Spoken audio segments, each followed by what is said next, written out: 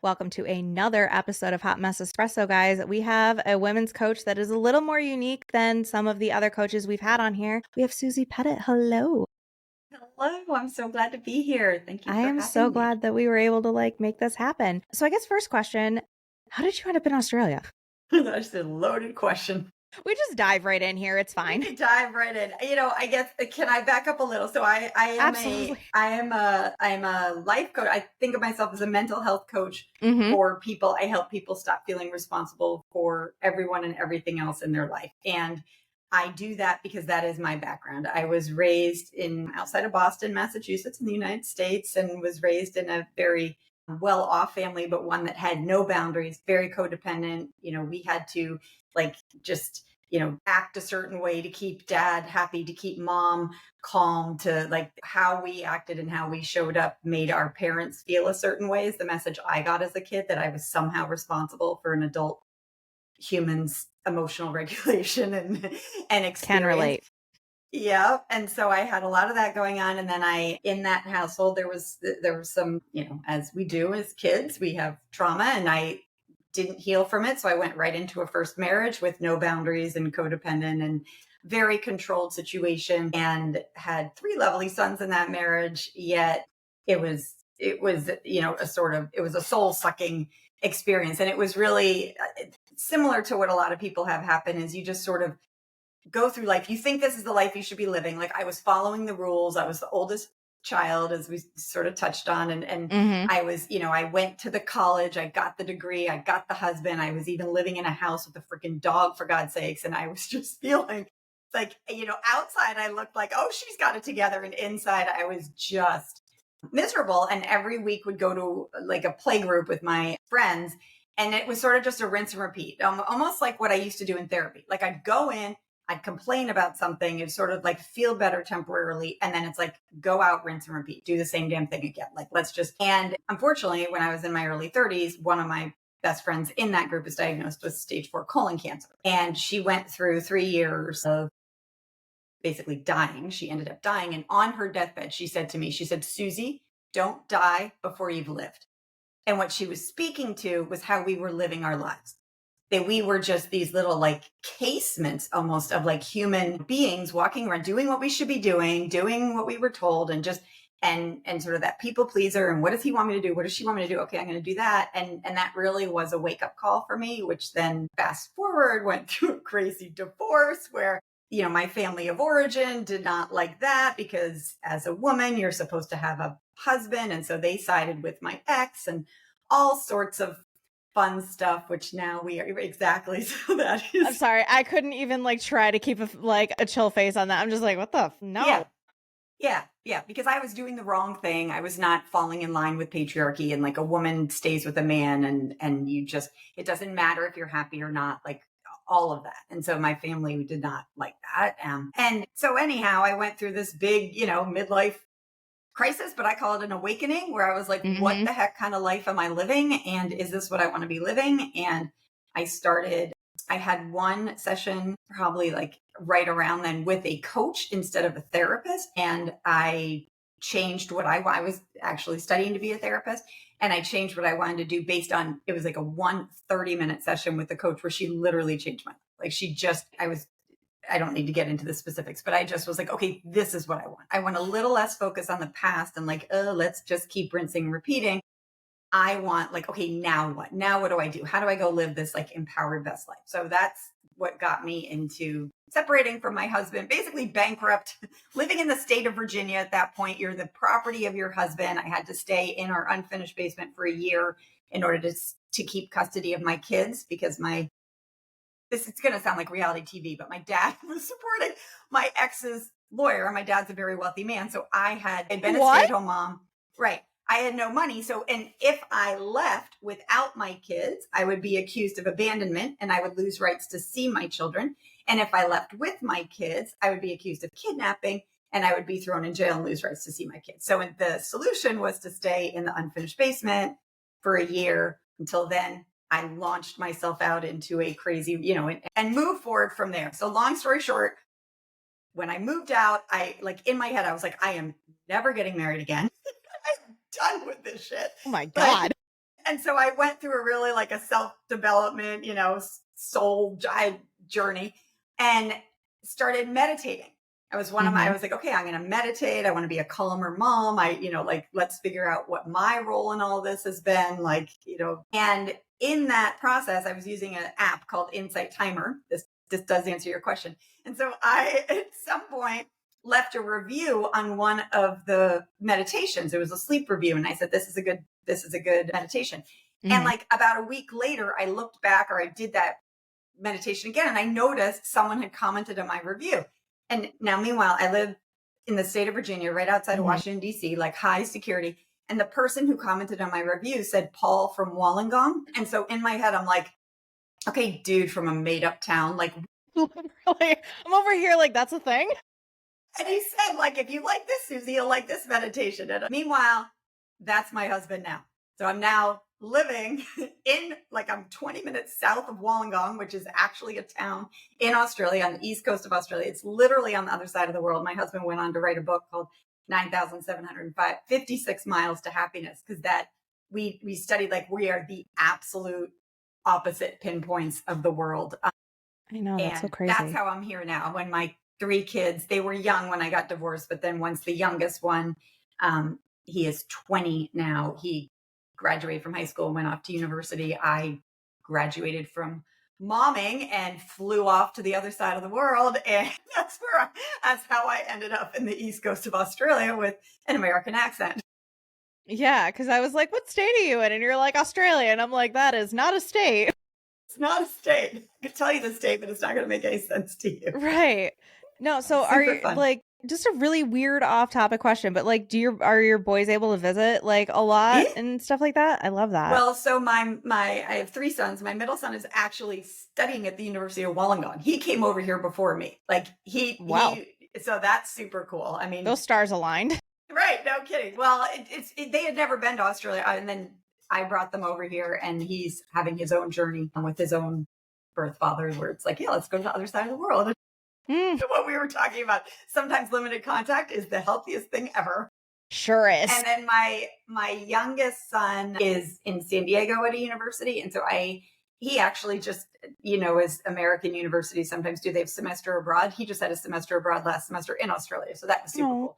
But so the commitment I've made to myself, because parenting is one of my top values, is that I would see my sons at least once a year, which seems crazy to other people out there, but that's part of what I want to get into here, is that like we get to decide for ourselves what it means to be a good mom or to be a good daughter or to be a good sister or to be a good, and when I sat and I defined what it was to me, that I want to see them, my oldest son is now 27, youngest, I want to see them at least once a year. I want to touch base with them based on their needs. So one of my sons, we talk every 2 weeks. One of my sons, we talk every week. My other son, it's more like every couple of days based on their needs. And so, yes, I fly back to the United States, usually to the West Coast, because it's easier than flying to the East Right. Coast from Australia. And then I fly my son on the East Coast out to visit, because I even though love I that. used to be bankrupt in the basement, I have used resources and supported other women to help me, so that I now have resources to see my kids and live a life It's that I love.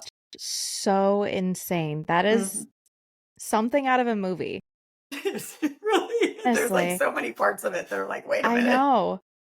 Like, do you get like those general reactions when you're just like, because like you and I both been through some trauma and like we just talk Hmm. about it, like we're just like, oh my God, and then remember that one time? Like, and do Yeah. you get like the looks of people that are like basically what my face looked like, but Yeah. worse? What I like for myself, I have a practice every month where I stop and I feel awe, because I Hmm. literally was bankrupt in a basement, sobbing, didn't know where I was going to go. No one, my biological family had cut me out. Like I had Hmm. friends were siding with, like it was, and here I am, making a living with my computer, my brain, married to a man in a marriage that I never had modeled for me, that is better than anything I've ever imagined. And so for me, it's more, I like to pause and be like, holy shit, girl, like Yeah. take a deep breath. Like this is possible. Like I don't know where your listener is right now in their lives, but Hmm. wherever they are and however dark they're feeling, lives change with one little choice. Like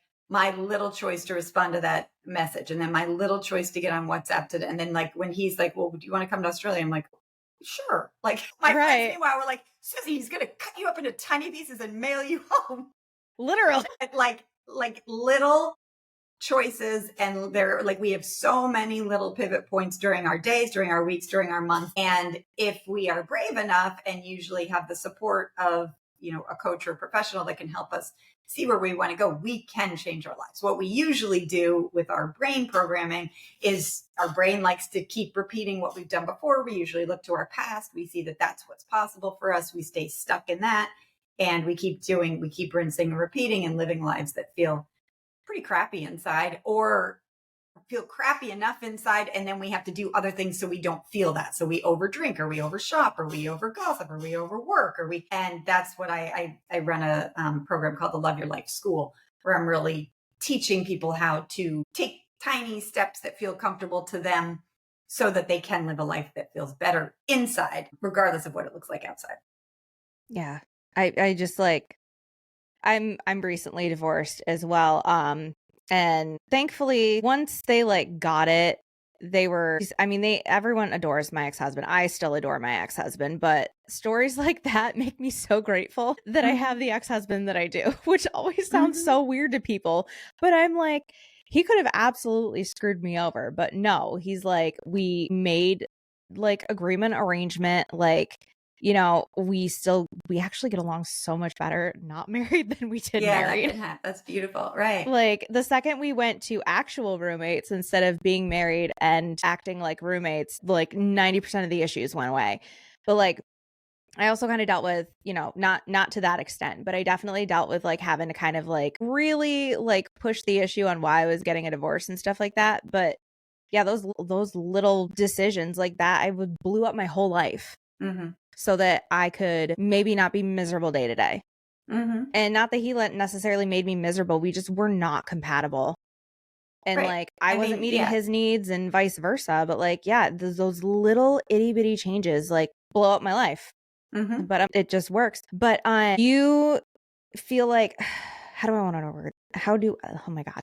How were you able to kind of start undoing all of that? Like the expectations and just kind of looking back and seeing everything that you had been through. Like, how did you start undoing and unpacking and all of that? Slowly, I guess. Yeah. And slowly, and I was just going to say, I wouldn't have been able to do it as quickly if I hadn't been working with a coach. Like I mean, our brains are hardwired, as I said before, to look to the past to create more of what we have for the future. And so often in our thinking, we can think thoughts that keep us stuck in those patterns. Like even someone just listening to you, where you were saying, like, my ex and I now really get along. And like they might think thoughts that are like, well, that's not the ex I have. So that's never possible for me. So that thought right there, sometimes you need a coach to be like, okay, like that thought feels very true to them, where they're like, well, I don't have that ex, so I can't have what Susie and Heather are talking about. That's a Right. thought they are thinking. And that thought is leading them to create more of what they are in the future versus, and so it's not as easy as what I'm going to say here in the podcast, but like another thought that if I was working with someone, we might try to use some of my tools to get to believe is that you have the exact ex you're meant to have to become the woman you're going to become. Or you have because how much more empowering than like, oh, this is the ex and this is what I'm stuck in versus like, oh, this is the exact ex I have. Like, what am I going to learn from this? Okay. So I'm going to like this, let's see. And like, that's just like, that gives you just the energy in that gives you something else to do something with. And so for me, it really was, again, coupled with my friend dying and getting coaching and my own self-exploration, I very much vacillated between feeling like, oh, woe is me, it's all happening to me, into a like, well, wait a minute, let me see how maybe, like these things did happen. I'm not saying, yay, I'm so glad I grew up in this kind of household, or I'm so glad my first husband was so damn controlling, but they did happen. How did they shape me? How am I responding in these interactions? And then how, like, if I want something different, I need to do something different moving forward. And so that's really where I started to look at that. Plus my background, I have a master's in education. And so I just geek out on studying human development and behavior and understanding why we do what we do. And so looking at some of that, attachment theory and also just relationship models and how the codependent model is not healthy model, a thriving model. And when I say codependence, it's a term that's thrown around a lot, but just in case your listeners like, what the heck does that really mean? Mm-hmm. Codependent is you are dependent on someone else, like it in a place where it sinks you almost into like both people in the relationship are not performing as well as they would be. And it is what it feels like in your body is like if the other person that you're in this codependent relationship with, say it's your mom or say it's your sibling or say it's your friend or your spouse, if they're having a feeling, it feels very much like it's your feeling and your problem to solve. Like codependency is an over feeling of someone else's, it's over responsibility for someone else's feelings or life circumstance. So, someone else is struggling, your friend is struggling, and then all of a sudden we're thinking about it and two at night in the middle of the night. Or, our brother tells us that his cat is sick and then we're Googling his cat's sickness and like we're taking like we're using our brain to solve what their brain should be doing. Whereas empathy is just feeling compassion for the other person. Codependency is this overfeeling of the other person. And that in itself is a very unhealthy model that both collapse into. Both people are not able to mature and grow into their best emotional self. Whereas the opposite is not, sometimes people think the opposite is like this, like I can do it all by myself. I'm good. I'm like an ice queen, like hyper independent. But that's like swinging the whole other way. And really what we're looking for in healthy relationships is interdependence, where, we have the courage and the adult skills to speak up for ourselves, to say the needs that we have. We take responsibility for our feelings and our experiences. We don't blame them on someone else. And if we want help, say our cat is sick and we're just overwhelmed, then we freaking ask for it. We don't expect the other person to do it for us. We might say, like, I'm really overwhelmed. Is there any way you could Google cat illnesses or something? Right. Because otherwise the codependent relationship sets up a dynamic of over functioning, someone who's like overdoing, over taking care of, overthinking. You're like it's like you're being the therapist for them. So they never need to get a freaking therapist. And it's this over functioning. And then the other person goes into an under functioning, almost like learned helplessness, where they're just like, I'm so lonely. What do I do? And you're like, and it can really be, it's just unhealthy for both people.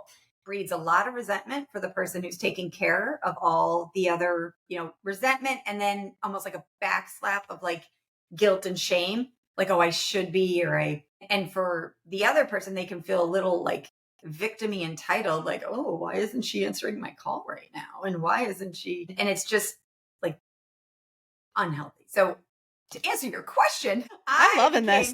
Right. If you're like, what question was that? How did I get here? I became clear in my own tendencies and how my background with that as normal, like that was sort of what was normal for me, is not healthy. Normal doesn't mean it's good for us. And so I started to notice and then do the practices to sort of break my nervous system out of that. And then also my brain out of those thinking patterns.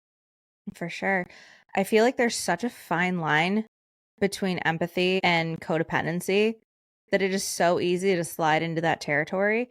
Which, do you think that the codependency that you experienced was as high as it was because of the fact that you were an eldest daughter? I'm not sure. No, I don't actually. I think like our whole model, it's almost like the system is broken. Like our whole model was taught that like you're responsible for dad's feelings, you're responsible for mom's feelings. So that would have been something that all of my siblings, me and my two sisters also got. We just would react to it differently. Like I heard Dr. Gabor Mate say, trauma isn't what happens to you, it's what happens inside of you. So it's like how we as little beings, or me in my first marriage, register what's happening in me and then how I react to that. So I think the difference in empathy and codependency is in it, how it feels in your body.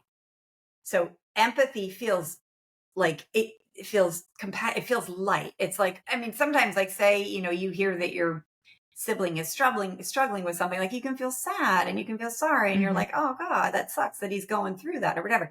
But codependency feels heavy. It literally feels like a weighted blanket of responsibility. Like them telling, it can feel heavy. It can also, for me, I can feel anxious when I feel it, like when I get caught in this pattern, because I don't believe I'm going to recover from codependency. I believe I am recovering. Like it's in my deep neural pathways of my brain.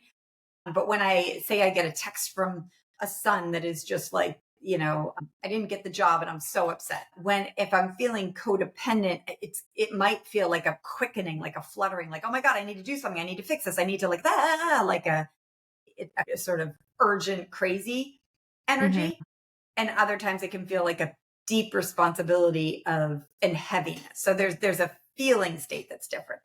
In terms of how how me as an older sibling reacted, because I know you wanted to talk about siblings. It's just when I was young, when I was in that house, I'm not sure codependency affected me more. I think where I see codependency affecting older children is societally. Sometimes we say like, well, you're, like the responsibility falls on that oldest kid, which is so archaic.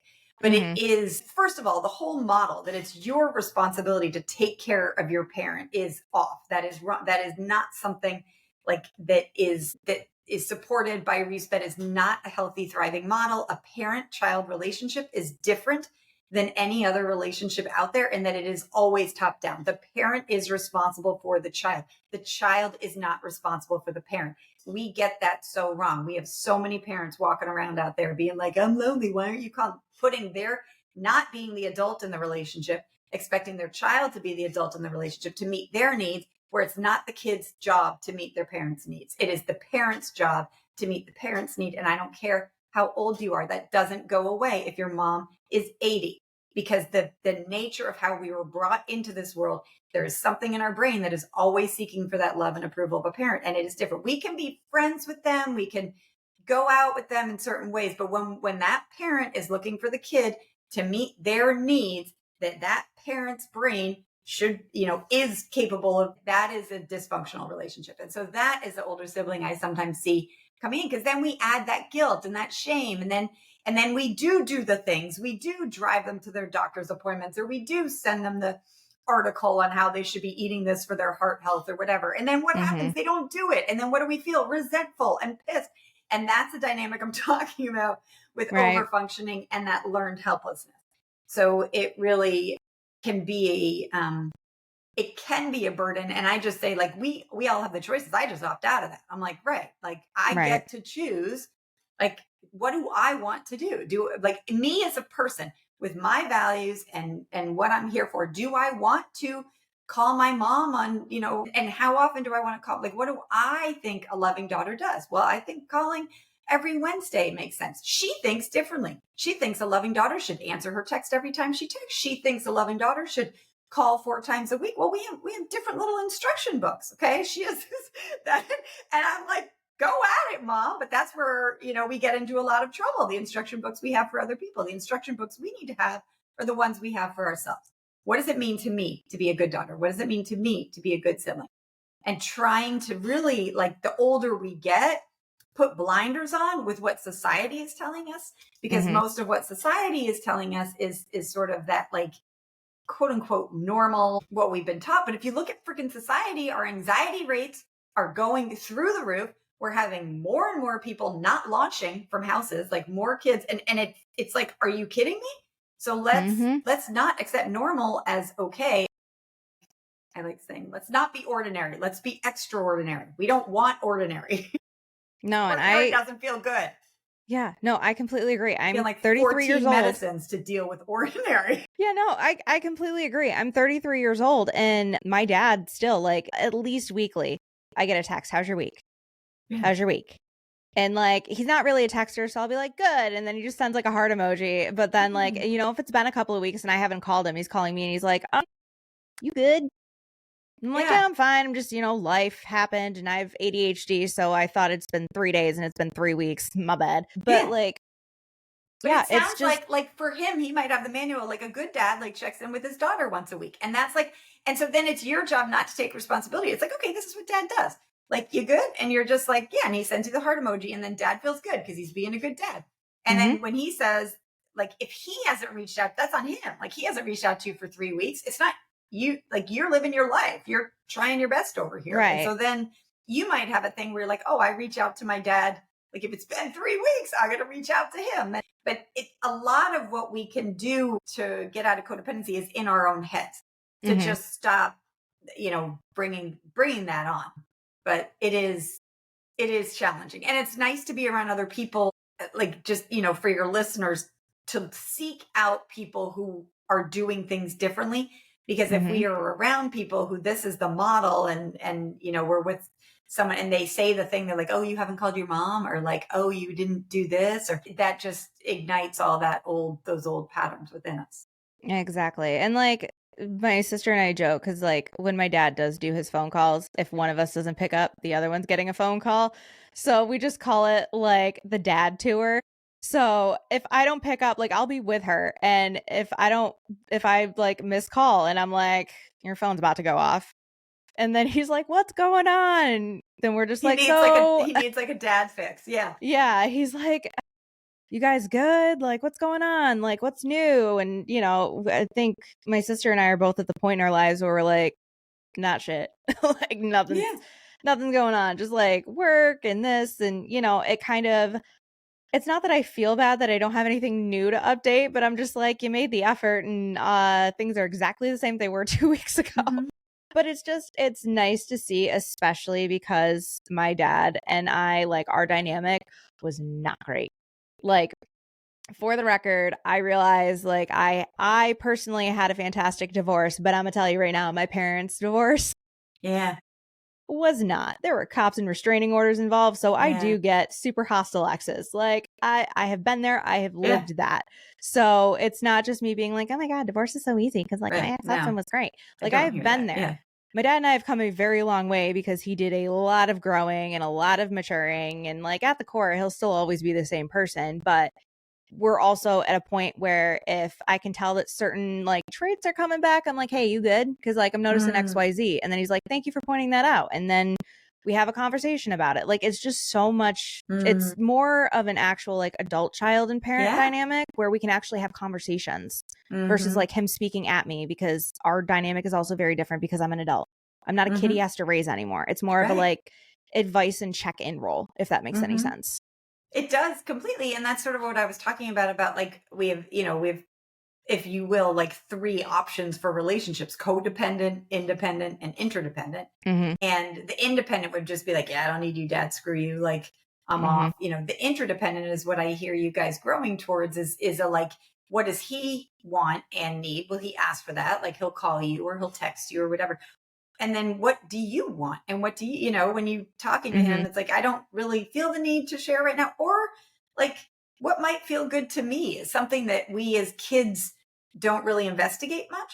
Like, why might I want to talk to my dad? If we're thinking like, oh, I need to talk to my dad because it helps him and he needs to, like, he feels, or this is what kids do, that's more in the codependent model. But if we're like, all right, here's this dude, like, that happens to be my biological father, like, what might feel good to me in talking to, like, what might I want to share if I'm moving more towards that relationship? What's enjoyable to me? What's not enjoyable to me? And really investigating that from our own perspective and trying to get out of, because as kids, we're always tapped into what dad wants, what mom wants, to stay safe. We needed to be safe as kids. So emotionally safe and physically safe. And now as we're older, we just are needing to reprogram our nervous system that it's like, no, you're safe. And so what might you want? Do you want to talk to your dad? Do you want to, might it feel nice to share with him? Or do you want his advice? No, Dad, I don't want your advice on this. Thanks. I just wanted to tell you about it, or whatever. It's just I just like, opening up the opportunity for people to have it coming from them when they're the kids. It's not your responsibility to meet your parents' needs. Totally agree. When you started working through what you had to work through, was part of that healing process kind of like, did that affect like you as a mom like later in life, especially because like you were undoing a lot of these old habits that you knew weren't great to begin with, but kind of were falling in line per se in the beginning? How did your healing process affect you as a parent later on? Yeah. I would say, I mean, it definitely, like, everything is related.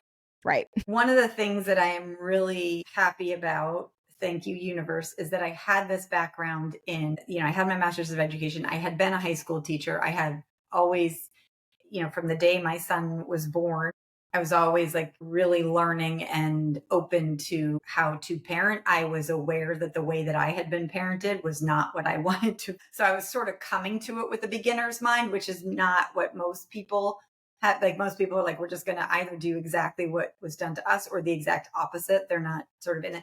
So I really, one of my most popular programs is I run, it's a parenting, like all online, where it's a parenting course, how to raise and resilient kids, because it's really quite simple. But if we don't know these things, again, this is like, we weren't taught this in school. And if we're not aware of what our job is, if we're not aware of what our kids' job is, then we create a lot of drama in our house. So I am very happy to say that I had that background, and it actually was that point of conflict that I was so confident in, what was good for my kids and their well-being and their mental health. And I was in such a contrast with my ex that I find that's what finally got me to say I want a divorce. I did not have the confidence in myself that my happiness and my needs were important. It was more that I was like, oh, hell no. We are not, like, I am not having you parent these kids this way, which Hmm. that was helpful. As I have gotten older, I'm having experiences that I haven't had, the empty nest and having them go off. And so it's a continual learning process for me to stay to stay out of feeling responsible for them. These are three little things that I love more than anything else in the world. And there's a special attachment. Like, they were dependent on me, as like human beings are some of the most helpless, species when we're first born. Like, they cannot survive without a mom. So it is that, without another adult, like, you leave a baby on the floor, they're going to die. So you need some Hmm. other adult in there. And so there really is that codependent at first, for the first 10 years, really, where you really are like, you are responsible to make sure they take their freaking baths and to make sure they, do. And then Hmm. working our way out of that. One of the things I like thinking of as a parent that helps a lot of, if anyone is a parent of anyone here, really our job, I like thinking of the medical model that from 10 and under, it's our brains. Our brains are on, you don't want to hold my hand when we cross the street. Well, that's too bad. We're holding my adult Right. brain, like, it's my brain doing 100% of the work. Between 10 and 25, the kid is between that age. What they're trying to do is learn who they are, what they like, what their needs are. And so it's a brain share. So maybe at like 11 and 12, it's 90% mom's and dad's brain and 10% kids' brain. By the time they're 20, 21, we want it to be, kids' brain 90% of the time. And then 25 and older, it's like they're off, they're going, that this is Right. their life to live. And so a lot of what I'm aware of as a mom now that my sons are all in their 20s is that, my job is to love and support them. Hmm. And that's it. Like, it is not to think they should be doing things a certain way, or that they should, it is just like to listen to what they think they should be doing. I don't know. They're here, they are having their own journey, they're having their own experience, and then I get to love and support them. And that is different than what is modeled out there. I think we like to say that, but I think my job mostly is to stay out of fear. And then, when in terms of the divorce, how that influenced me, it really was to try to stay out of my, like, big sister, older sibling, firstborn, thinking my way was the right way, because I could get a lot in my head in fear that they were still, because the way my custody went, that they were 50 with Hmm. me and 50 with their dad. I could have gotten a lot in my head with what was out of my control, with what kind of parenting was happening in their house with their dad. And that would have been really unhelpful for me. And I know myself, I would have gotten really weird when they were with me. I would have been like almost trying to like overparent, Right. or like speak negatively about him in a way that's not helpful for them, because that's their dad. That's the only dad they have. Like, Hmm. and so that is where I think I brought a lot of my self-awareness. Right. Now, about your coaching, because yeah, you're lighting right up. I know you love what you do. You were saying earlier off camera that a lot of your clients are women over 40. Are you finding that a lot of that trend is they're either done like hardcore raising kids, or they're like towards the end of that and they're starting to kind of rediscover who they are as people? So I'm so glad that you just reflected back to me what I said, because I think who I work with are people who are they are waking up to the life they're living is not creating an internal experience that they want. So it actually isn't a chronological age. It is more a emotional age and almost like a spiritual age of Mm-hmm. like, wait a minute, like I see that some of my patterns from my past are affecting my present and my future more than I want them to be. And so I want some, because I have clients in their 20s, they're just way more emotionally mature than I was in my 20s. So Same. for I'm sure. like, damn, good for them. Right. So I have people who are single, I have people who have kids, I have people who don't have kids, but a lot of really what's influencing us is our society, not to get too political here, but it's not political. A patriarchal society, the definition of patriarchy, and patriarchy does not help women or men. I'm a mom of boys. I am a big male lover. But the Mm-hmm. definition of patriarchy is that a woman is here to serve and meet the male's needs. And so we have that in our blood, no matter our age, that, and I see that showing up comes more to a head if you're a mom.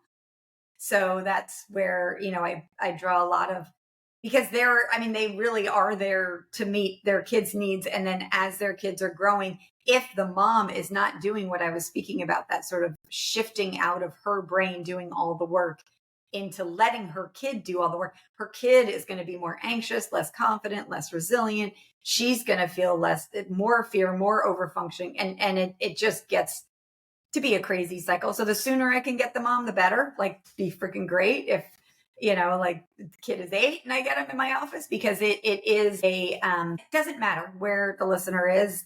We can do things at any point. It's never too late. Like, our whole life we're learning about ourselves. Mm-hmm. And I see a lot of struggle and challenge when there's so much responsibility put on, the kids. It's like it's an extension of the parent. And whether your kid is on the baseball team, or whether the kid is turning in the homework, or whether it's like almost like you didn't make the baseball team, or you're not turning in the homework, versus like empathy, like, oh, it sucks they didn't make the team. You really wanted, that sort of piece. So I with my coaching, I like helping people learn how to live lives that they love, and lives that we love don't feel good all the time. Like I always say, I don't actually want my kids to be happy all the time, because my kids being happy, they'd be downstairs playing video games, eating Cheetos. Like, that's them happy. Mm-hmm. Is that them living their highest and most fulfilled version of themselves? No. So, we need the both, and we need the short-term discomfort for the long-term gain. And I like the biggest feedback I get is that people feel better after they meet with me. So that's what I like to help people with, is to I make things simple. Like, they bring me their problem, I help simplify it out, and then we get little action steps they can practice. And people, you and I are talking about how we blew up our lives, but what the reality is I usually see people like completely changing their lives without changing their lives. Like, they might, like, it's the coolest thing. Like, they might still, like 3 years from now, still, be in a marriage and be with the family and be with but like, they're like, I just don't get it. Like, if you like, we're a video camera, it looks the same, but it feels different. And it's amazing. And it works every day. And I love it. What's been the biggest surprise? And I ask this of a lot of the coaches that I have on, but what was the biggest surprise for you when you started all of this? Like, what was kind of that curveball that you were like, oh, I didn't think about that one? What has surprised me? I think what surprises me is that not everyone has a coach. Like so many people think they can do it alone. Like, we're Mm-hmm. given this human brain. We don't have any instruction manual. We can't see it. Like, we don't, like, we go to the doctor for all these other things. And Right. like, what we're thinking and feeling impacts us more than anything. Like, it's amazing. Like, I look at, like, think of like a stadium, like people watching like baseball or something. Pretty much like most people in there are going to have a dentist. Like, Right. most people in there are not. going to have a coach. And it's like fascinating to me where it's like, it can make it so much easier. Like we're here, like I guess that's what's surprising is how much pain and suffering people put up with that they don't need to put up with. And it just aches my soul and gets me out of bed in the morning. Yeah. Yeah. I can imagine. What a kind of a random question, but what do your boys think about what you're doing? I'd have to ask them. I think I don't know what they feel about I think, and they're incredibly supportive. I love that. Yeah, I think they're thrilled to not see me bankrupt in a basement anymore. I like to think that I show them a vision of what's possible, that anything is frigging possible. Like they heard not only their dad, but their grandpas and their grandmas telling them that their mom was crazy, that she needs to go get a job at Starbucks. She's not going to do this. She's not. And now they see me on my podcast is top 1% globally ranked. Damn. I am the breadwinner in my family. I am, I love, and for me, that's super important to show my boys that no matter what the hell they want, they can go after and get it. It's going to seem that the more impossible it seems, the more likely it is. So I am thrilled and pleased to raise boys that hopefully feel permission to go after their dreams and live lives that they want, whatever that looks like for them, that they have a mom that supports and loves them as they are. I love that so much. I love that. Yeah. Just to kind of wrap, if there's somebody listening, which I can guarantee you there's at least one person that's listening to this that this is a hit like a ton of bricks. What would be your one piece of advice to start all of this? Like obviously get a coach, but what would be your one piece of advice? To start thinking that this is happening at the exact right time for you, that you're not behind, is really important, that this is happening exactly how it's supposed to be. And then the first step would be to go Google Susie Pettit and the Love Your Life show and download 5 episodes that look interesting to you. Mm-hmm. And start there. I actually have a podcast roadmap that brings them through the foundations of emotional intelligence and sort of the backbone, which is just at my website, smbwell.com/roadmap, all one word. That's because you just want different voices in your head. Mm-hmm. So if they're listening and they get this little glimmer, like what we're prone to do is then we just go on to the next podcast or we go on to the next Instagram post or and it's like, stop, get that friggin' roadmap and just see where that leads you. Because it is these little pivot points and these little changes that will change your life, make you feel better. I love that. And you answered like my very last question of where can we find you? So yeah. It's just, you're making my job so easy over here. So great. Yeah. I think, I am like the listener's biggest supporter. It is possible. If you think it's possible, you have that thought in your head because it is possible. The only thing that gets in our way is our thoughts and our limiting beliefs. So like we get these ideas. We are unique and we have unique desires. And it's like, go after it. You've got it. I'm just such a cheerleader for people. I love that. Well, Susie, thank you so much for coming on. This was amazing. I love it. So yeah, you guys can catch Susie Pettit on her website. I will be linking everything below. You can find some clips on Instagram, blah, blah, blah, blah, blah. But yeah, thank you, Susie, so much. Thank you, Heather.